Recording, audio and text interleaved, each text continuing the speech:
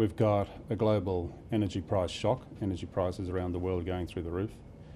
Australia is an energy superpower. We have an abundance of just about every source of energy imaginable, and yet we've got multinational companies making extraordinary windfall profits whilst Australian households and Australian manufacturers reliant upon energy are getting it in the neck. It's extraordinary. How did we end up in this place?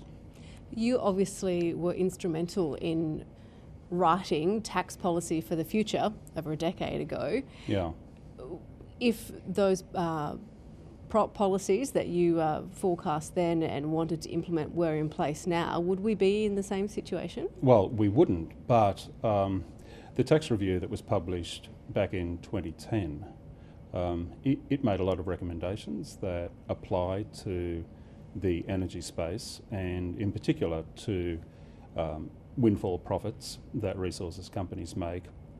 But it also devoted a whole chapter to climate policy. Because climate policy is, or at least it should be, a fundamental plank of the Australian taxation system. And we wrote a chapter explaining why the so-called carbon pollution reduction scheme that was on the table at the time, which is really an emissions trading scheme, why that and the implementation of it was so important for Australia's future, and pointed out that there could be quite a deal of instability in the energy market were investors not provided with sufficient certainty in order to make long-term investment plans. Many people will remember that 25 years ago the Kyoto Protocol was signed, 1997. It came into force in 2005. That gave Australia 8 years to design an optimal policy approach for climate change, that period between 1997 and 2005, and senior public servants in Canberra readily came to the conclusion that an optimal policy response would be an economy-wide price on carbon achieved either through an emissions trading scheme or a carbon tax. And it was very important that this be done as soon as possible. Is there capacity to do something retrospectively now?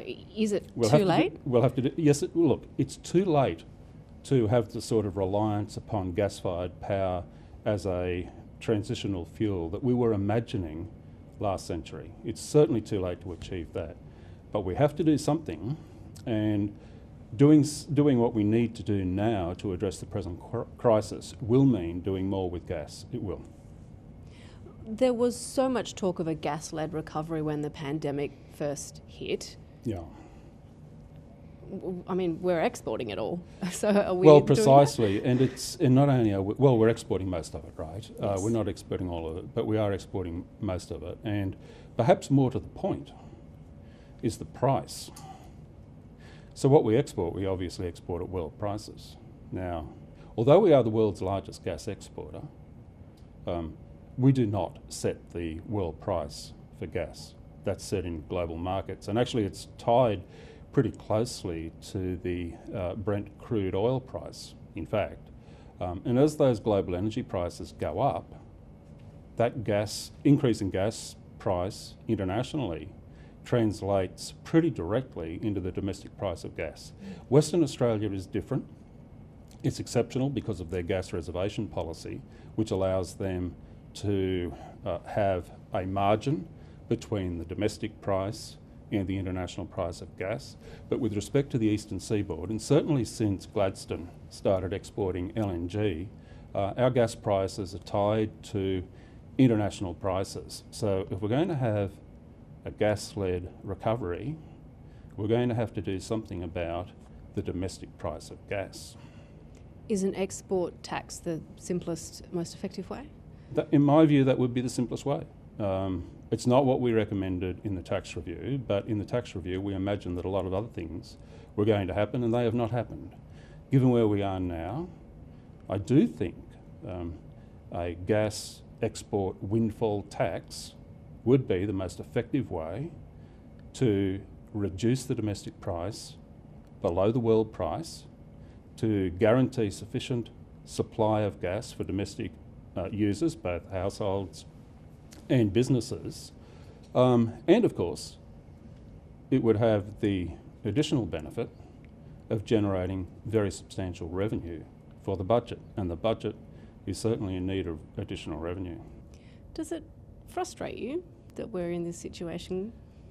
Well, it does. I mean, we had the opportunity, as I said, in those 8 years between 1997 and 2005, we had an extraordinary opportunity. Nobody in Australia can say they didn't see this coming. Well, those not born then, but nobody who was involved in policy or politics at the time can say they didn't see this coming. We have almost deliberately squandered that opportunity, and it's been squandered through politicking, partly ideological, partly I think driven by personal ambition, frankly, and it's put us in a very bad place. Australia should be, as I said, an energy superpower. Maybe one day we will, but we seem to have done our damnedest over the last 25 years to make sure that we will not be. Dr. Ken Henry, thank you so much for your time. It's been a pleasure.